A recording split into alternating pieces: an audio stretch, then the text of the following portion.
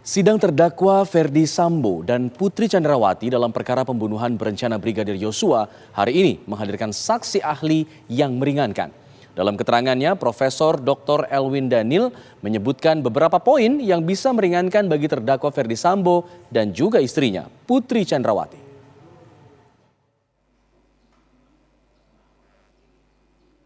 Sidang terdakwa Ferdi Sambo dan Putri Chandrawati dalam perkara pembunuhan berencana Brigadir J kembali digelar hari ini. Sidang hari ini mendengarkan keterangan saksi ahli meringankan yang diundang tim penasihat hukum terdakwa. Dalam kesaksiannya, Guru Besar Hukum Pidana dari Universitas Andalas, Profesor Dr. Elwin Daniel menyebutkan beberapa poin yang bisa meringankan terdakwa. Celah pertama yang bisa digunakan terdakwa Ferdi Sambo terkait dengan pasal pembunuhan berencana. Apa sebenarnya yang dimaksud dengan... Ia menyebutkan bahwa berencana dalam pasal ini harus dibuktikan dengan beberapa ketentuan. Nah, dalam penelusuran terhadap berbagai literatur dan putusan-putusan hakim, terungkap bahwa yang dimaksud dengan direncanakan lebih dahulu atau fur bidah terat itu adalah minimal harus memenuhi 3 unsur atau 3 syarat. Yang pertama adalah bahwa kehendak untuk melakukan perbuatan itu harus diputuskan dalam suasana tenang, ya. Itu yang pertama. Kemudian yang kedua, antara timbulnya kehendak dengan pelaksanaan perbuatan sebagai manifestasi dari kehendak itu harus ada waktu yang cukup yang bisa digunakan oleh si pelaku untuk merenungkan, mempertimbangkan dan sebagainya, apakah dia akan kembali untuk tidak melakukan kejahatan yang bersangkutan, artinya ada waktu yang cukup. Nah, barangkali nanti mungkin perdebatannya terkait dengan suasana tenang dan waktu yang cukup itu. Kemudian yang ketiga adalah bahwa pelaksanaan dari kehendak harus juga dilaksanakan dalam suasana tenang, dalam keadaan tenang. Tapi juga selain itu, motif Ferdi Sambo yang menyebut istrinya dilecehkan bisa menjadi faktor yang meringankan. Saya pernah membaca buku yang ditulis oleh Profesor Ahmad Ali, Guru Besar Hukum Pidana Universitas Hasanuddin. Pada ketika dia menjelaskan sesuatu, dia mulai dari sebuah contoh kasus. Contoh kasusnya begini. Seseorang, katakanlah si A itu melakukan tindak pidana pencurian ayam di kota A. Si B mencuri ayam di kota B. Si C kemudian juga mencuri ayam di kota C. Nah, si A yang mencuri ayam di kota A itu dijatuhi hukuman selama 3 bulan. Si B yang di kota B dijatuhkan hukuman selama 6 bulan. Sementara si C di kota C dijatuhi hukuman atau pidana selama 9 bulan. Nah, pertanyaannya, kenapa sebuah perilaku yang sama ya kok bisa dijatuhi pidana yang berbeda? Bahkan terjadi disparity of sentencing atau disparitas pemidanaan yang demikian besar antara satu perbuatan dengan perbuatan lain. Nah, dikatakan oleh Profesor Ahmad Ali yang membedakan adalah motifnya. Si A dijatuhi hukuman selama 3 bulan karena motifnya mencuri ayam itu adalah untuk membeli resep obat anaknya yang sedang sakit. Sedangkan si B yang mencuri ayam di kota B, mencuri ayam itu adalah disebabkan karena dia sudah berjanji dengan calon pacarnya untuk ditraktir atau menonton atau kemana, karena dia tidak punya uang, dicurinya ayam tetangga. Sehingga dengan demikian atas dasar motif itu dia dijatuhi hukuman selama 6 bulan. Tapi si C di kota C, dia mencuri ayam motifnya atau disebabkan karena dia sedang kecanduan, ketagihan narkotika. Nah, jadi dia mencuri ayam karena sedang ketagihan narkotika, maka itulah yang menjadi motif dia untuk mencuri ayam. Nah, dari gambaran atau ilustrasi kasus yang seperti ini, menurut pendapat saya motif itu sangat bermanfaat untuk menentukan berat ringannya pidana yang akan dijatuhkan di samping terkait dengan pembuktian unsur kesengajaan tadi. Yang dianggap pelaku yang kemudian... Selanjutnya, saksi ahli juga menyebutkan bahwa posisi Putri Chandrawati dan terdakwa lainnya yang mengetahui pembunuhan tidak bisa menjadikan mereka sebagai pelaku utama.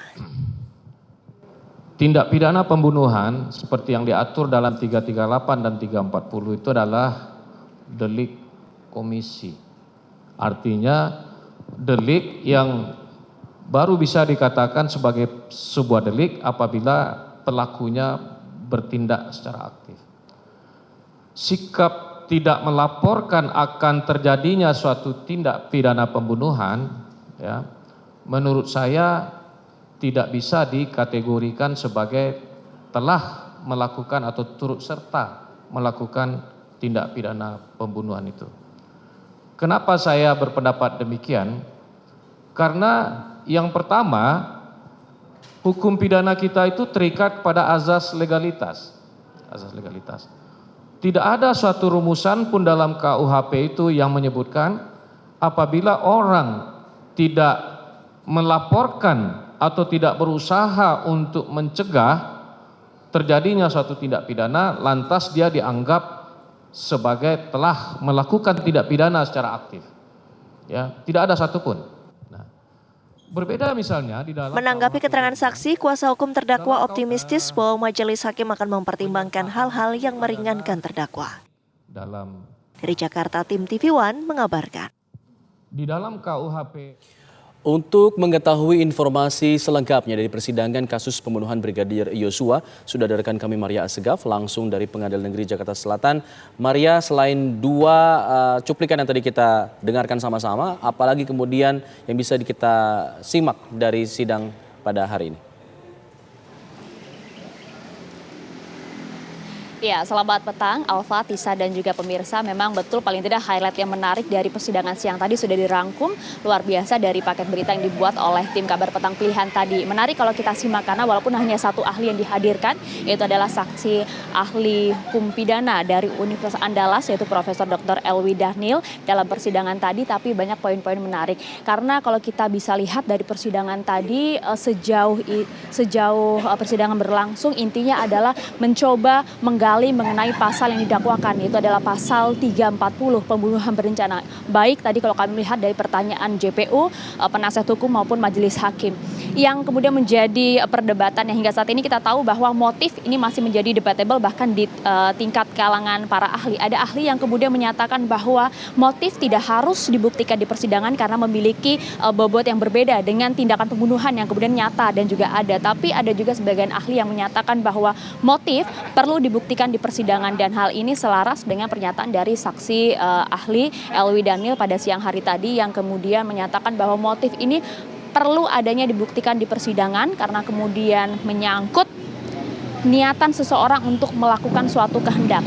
Berlatar belakang dari motif itulah dan juga motif itu tadi yang kemudian akan membuat dan juga menunjukkan berat atau ringannya suatu dakwaan.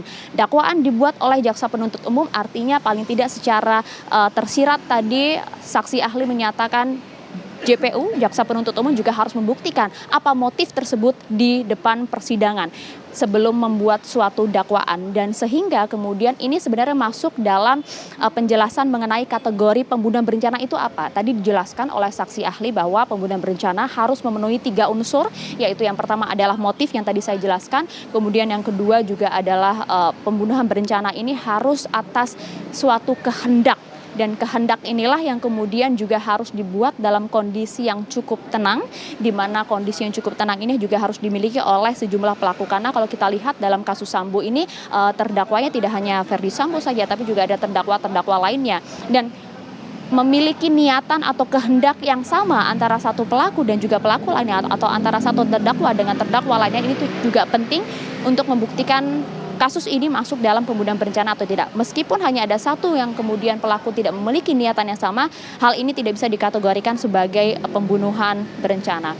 Dan juga kemudian yang ketiga adalah diputuskan dalam kondisi yang tenang dan juga tadi disampaikan secara tersirat bahwa Ferdi Sambo pada saat kejadian tidak dalam kondisi yang tenang dan juga memang merupakan tipikal orang yang harus membutuhkan orang lain untuk mengambil sebuah tindakan. Itu yang menarik yang pertama, itu pembuktian mengenai pasal 340 pembunuhan berencana. Dan kemudian yang kedua adalah tadi juga sempat disoroti mengenai justice collaborator. Tadi disampaikan juga oleh saksi ahli hukum pidana yaitu Elwi Dhanil yang menyebutkan bahwa tidak ada satupun aturan Tisa dan juga Alfat, yang kemudian menyatakan justice collaborator memiliki nilai yang berbeda dengan keterangan saksi lainnya. Ini yang kemudian nanti akan menjadi pertimbangan dari majelis hakim, menyangkut juga Richard Eliezer sebagai justice collaborator dalam kasus ini. Dan juga poin yang ketiga yang menarik adalah mengenai keikutsertaan.